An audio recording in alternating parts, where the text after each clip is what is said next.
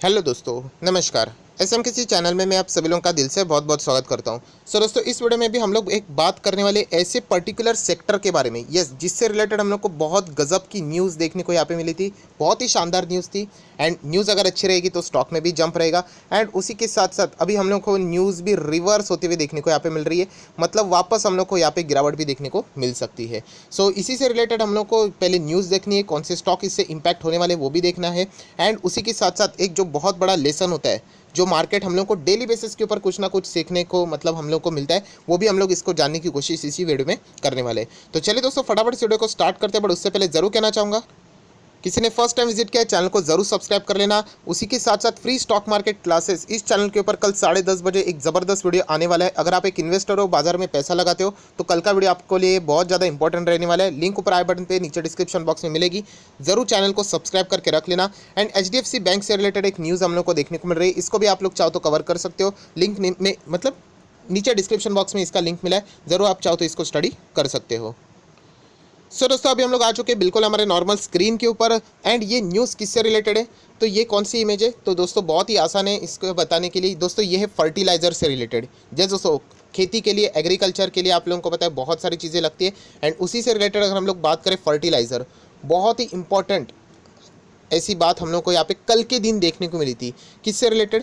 Fertiliser से related. कि यहाँ पे जो फर्टिलाइज़र वाली कंपनियाँ हैं, अगर हम लोग यहाँ पे बात करें, तो यहाँ पे उन्होंने डिसाइड किया था कि फर्टिलाइज़र कंपनियाँ क्या करने वाले, फर्टिलाइज़र के जो प्राइस है वो यहाँ पे हाइक करने वाले, बढ़ाने वाले। तो ऑब्वियसली अगर आप स्टॉक मार्केट में काम करते हो, तो जो शेयर आप लोग खरीदते हो, मतलब आप उस कंपनी के मालिक ही बन जाते हो। आप लोगों ने सुना होगा, राइट? सो डेफिनेटली किसी भी कंपनी का प्रोडक्ट का दाम बढ़ जाता है, जैसे कि सीमेंट का दाम बढ़ जाता है, राइट? या फिर पावर कंपनी अपने यूनिट के दाम बढ़ाना शुरू कर देती है, राइट? तो अल्टीमेटली शेयर के प्राइस में जंप देखने को मिलता है, क्योंकि कंपनी पहले एक फर्टिलाइज़र अगर यहाँ पे बेचती थी, उसके लिए 10 रुपये मिलते थे। फॉर एग्जांपल अभी 12 रुपये कर दिया, 2 रुपया बढ़ा दिया, तो सेम चीज़ के लिए 12 रुपये, मतलब 2 रुपया एक्स्ट्रा मिलेगा। सो जितना प्राइस बढ़ेगा उतना कंपनी के लिए अच्छा रहता है। एंड अगर हम लोग यहाँ पे बात करें, जो कंट्री का लार्जेस्ट फर्टिलाइज़र सेलर है, IFFCO, जो इसको हम लोग जानते हैं, इंडियन फार्मर्स फर्टिलाइज़र कोऑपरेटिव।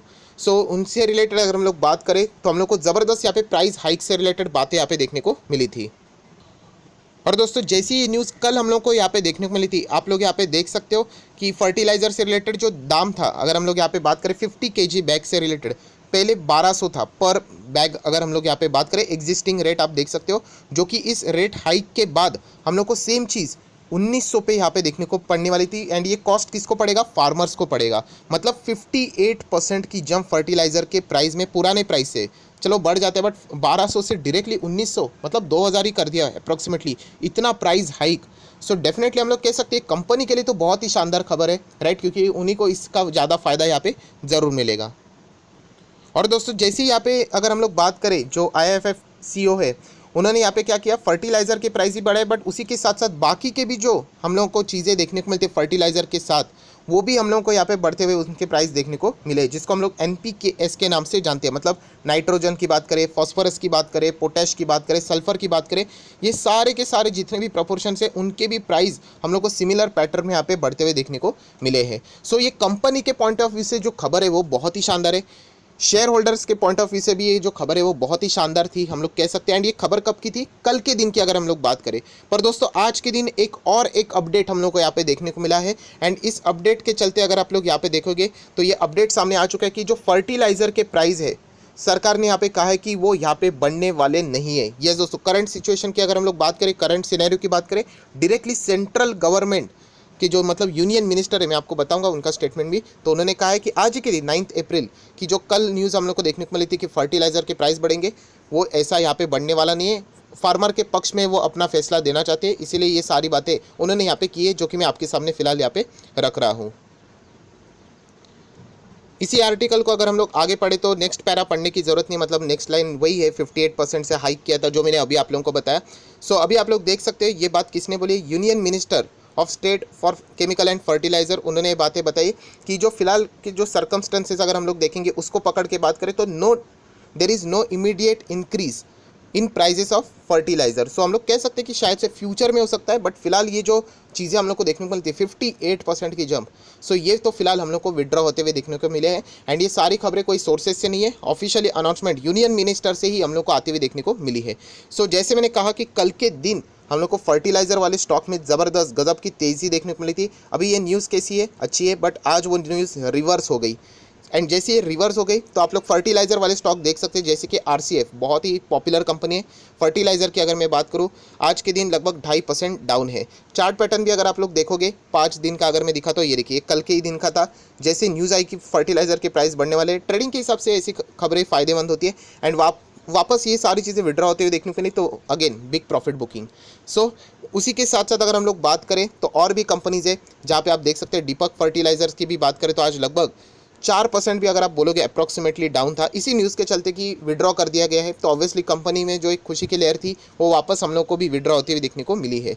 अगर हम लोग गुजरात की बात करें, यहाँ पे ये भी फर्टिलाइजर से जुड़ी हुई कंपनी है, 3.25% की गिरावट यहाँ पे भी देखने को मिल रही है। एंड अगर आप लोग चाहो तो जितने भी ये देखिए फर्टिलाइजर की कंपनियाँ जितना चेक करो उतना कम है, बहुत सारी ये लंबी लिस्ट है।